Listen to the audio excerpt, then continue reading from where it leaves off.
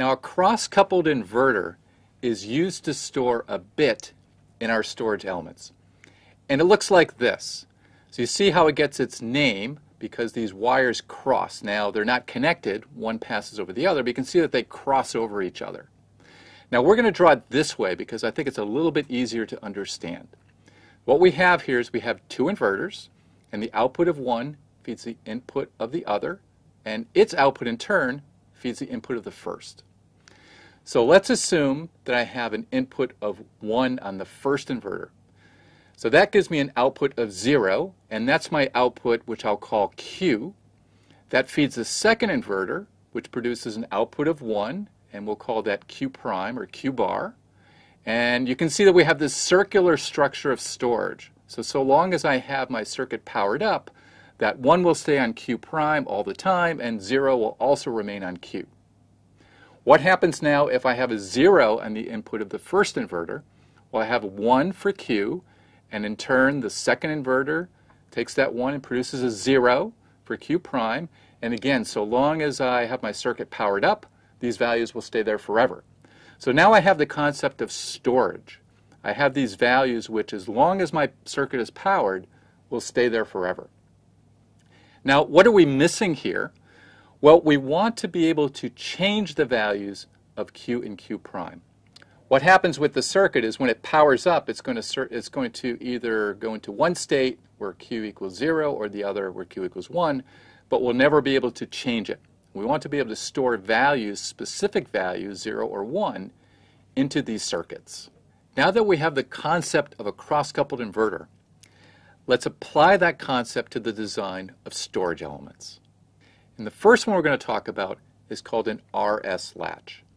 And the R stands for reset, which forces the output to 0. When we say we reset a circuit, that means the output becomes 0. And that's going to happen when R equals 0. And S stands for set, which forces the output to 1. Again, that's going to happen when S equals 0. Here's our RS latch, where you see the difference now from what we've seen before is that we've replaced those inverters by NAND gates. And we also have two inputs, S and R. We still have our outputs Q and Q prime. Now I'm going to remove this wire for Q prime just to make it simpler, but it's still there in our circuit. Let's look first at the case where we have R equals 1 and S equals 1. Well, what happens when I have an input of 1 to a NAND gate? Well, that means that the other input will affect the output value. So for instance, when I have R equals 1 on this bottom NAND gate, then the output of that NAND gate is going to be affected solely by the value of Q. And here I have Q equals 0, so the output is going to be a 1. Again, for the top NAND gate, when I have S equals 1, then the other input is going to affect the output of that NAND gate. And the other input is 1, and so Q equals 0. So this acts just like that cross-coupled inverter. When R equals 1 and S equals 1, then we just maintain the current state of the latch.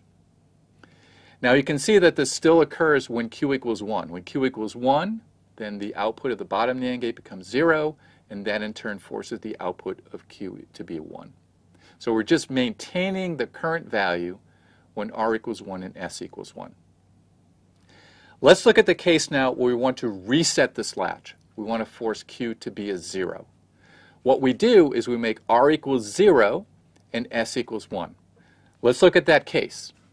So here we have R equals 0. Now that's going to force the output of that bottom NAND gate to be a 1.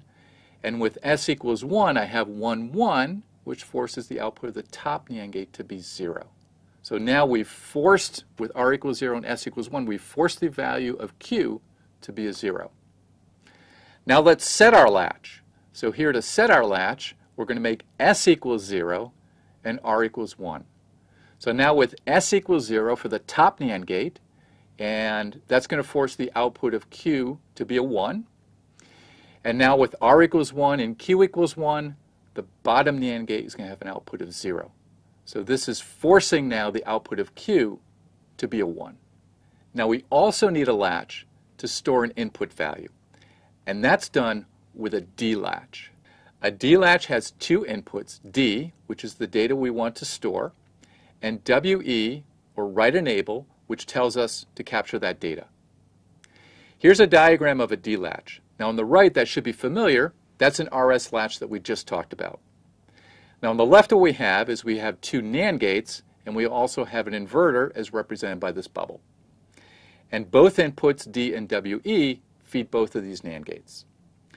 Let's look at capturing the input D.